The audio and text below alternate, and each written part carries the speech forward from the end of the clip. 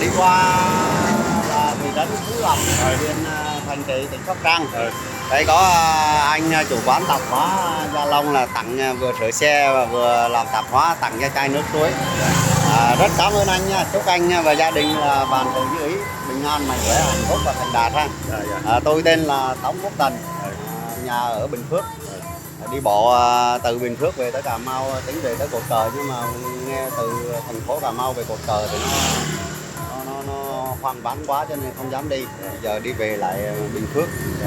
Tôi là chuyên gia đi bộ nhịn ăn. Chúc anh nhiều ngày sức nay khỏe. là nhịn ăn ngày thứ 5 triệt để, còn mấy ngày trước thì có ăn. Cho nên là không tính, bắt đầu tính từ ngày hôm nay là thứ 5. Bước hành trình từ đây về tới Bình Phước khoảng 10 ngày nữa.